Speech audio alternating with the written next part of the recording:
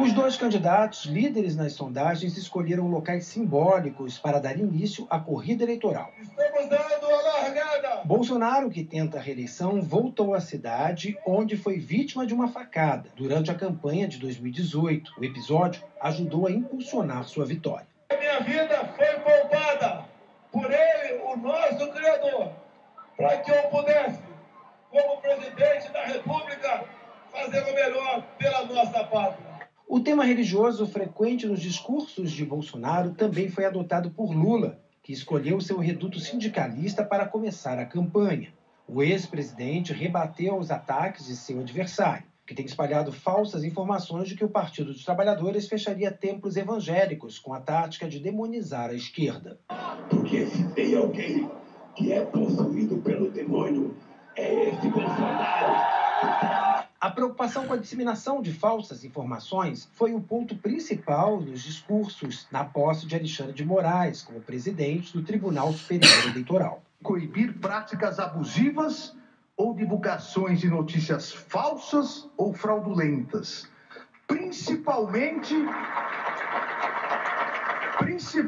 daquelas escondidas no covarde anonimato das redes sociais, as famosas fake news. A posse foi uma das mais prestigiadas da história do Tribunal Eleitoral, com as presenças de ex-presidentes e vários candidatos. Alexandre de Moraes é também integrante do Supremo Tribunal Federal e relator de várias investigações contra o atual presidente, entre elas a de disseminação de falsas notícias. Bolsonaro chegou a tentar um processo de impeachment no ano passado para tirar do STF o magistrado, com quem tem uma relação que frequentemente beira a uma crise institucional.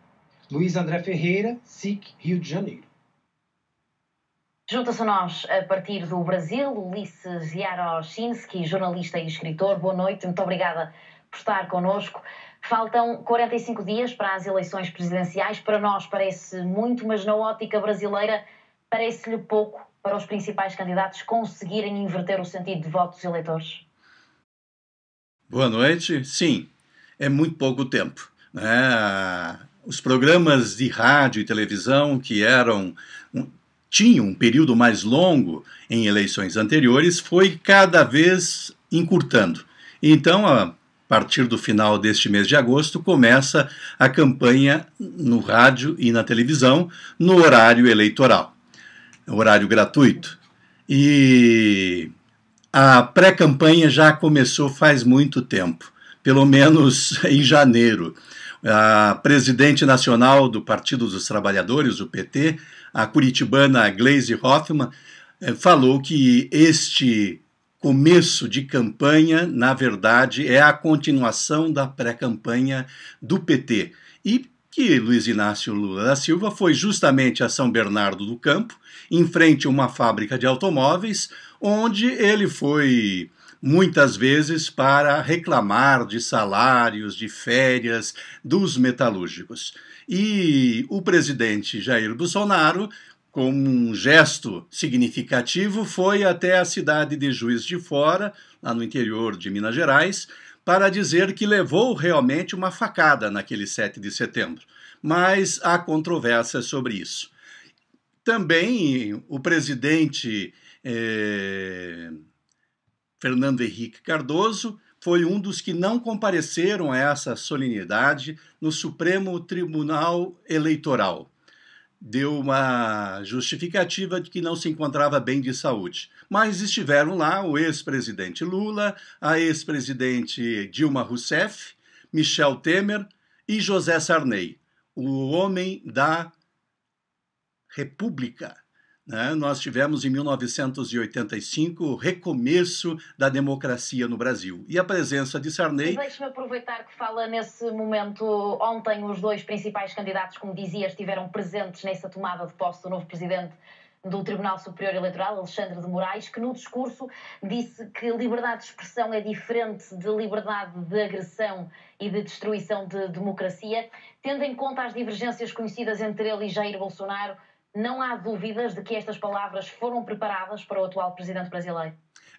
Sim, ele está atento a uma federação, né, agora funciona no Brasil, segundo uma nova lei eleitoral, a federação de partidos, que devem permanecer, diferente das coligações que nós tivemos nas eleições anteriores, até o final do mandato. E então isso vem sendo acordado entre ambas as federações, né? As federações dos vários partidos que se agruparam para ter mais tempo de rádio e televisão e também mais dinheiro do fundo eleitoral.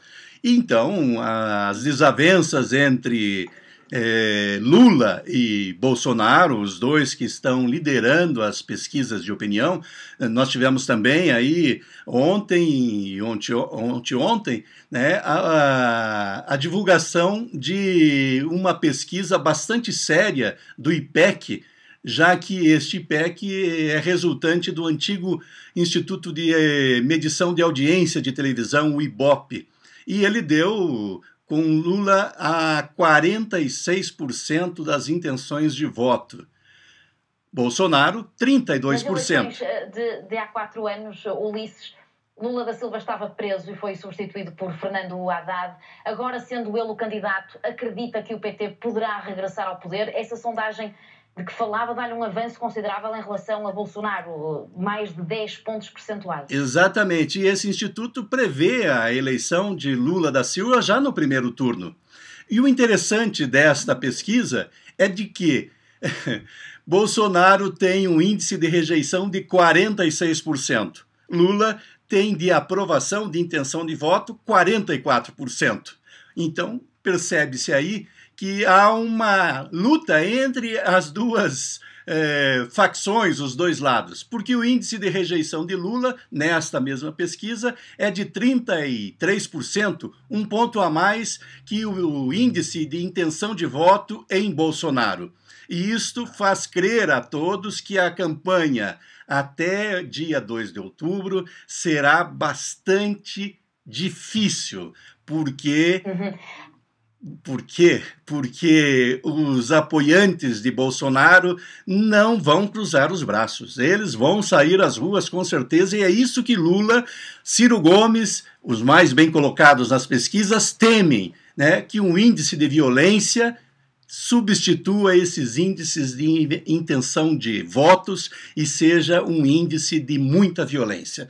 Então todo cuidado é pouco hoje. Há 12 candidatos à presidência do Brasil, desculpe interrompê-lo, mas Lula da Silva e Jair Bolsonaro concentram praticamente 80% das intenções de voto. Começou oficialmente a campanha ontem, mas ambos já se têm pronunciado em público nos últimos tempos. Há pouco o Ulisses falava que, pelo menos desde janeiro. O que é que mais os tem distinguido? Em que campos é que cada um tem atacado mais, concentrado mais as suas ações? O Lula, em seu antigo governo, né, de atenção ao pobre, ao desfavorecido, e o Bolsonaro tentou aí nessas últimas semanas, né, atrair este público do Lula, que lá no Nordeste, terra de Lula, chega a quase 70% das intenções de voto. Então ele abaixou o preço dos combustíveis, ele deu bônus para os taxistas, para os caminhoneiros. Essas classes, principalmente a dos caminhoneiros, durante o governo de Bolsonaro, estiveram sempre com ele, mesmo com o preço do diesel superando o preço da gasolina aqui no Brasil. Então essas baixas de preços ainda não reverteram a inflação do Brasil. Então, os especialistas aí, os atentos a esses movimentos de ambos os candidatos, vê nestas ações de Bolsonaro uma tentativa de conquistar o voto que esteve sempre com Lula. Caso Jair Bolsonaro perca, acredita que é real o risco do atual presidente negar e resistir a esse resultado, à semelhança do que vimos nos Estados Unidos com Donald Trump? Ele fala bastante, né? E movimenta bastante o seu eleitorado. Mas o Brasil já é uma democracia consolidada. O Brasil tem alguns reveses, mas nada fará com que o Brasil descambe realmente para a violência e que Jair Bolsonaro tente de alguma forma impedir. Todo mundo diz que ele é um falastrão e a gente está acreditando nisso porque o Brasil precisa viver em paz. E é isso que nós esperamos, inclusive, do presidente Jair Bolsonaro. Paz e não arminha. Ulisses Jarochinski, agradeço-lhe a sua presença no Jornal da Meia-Noite. Até uma próxima. Boa noite. Boa noite.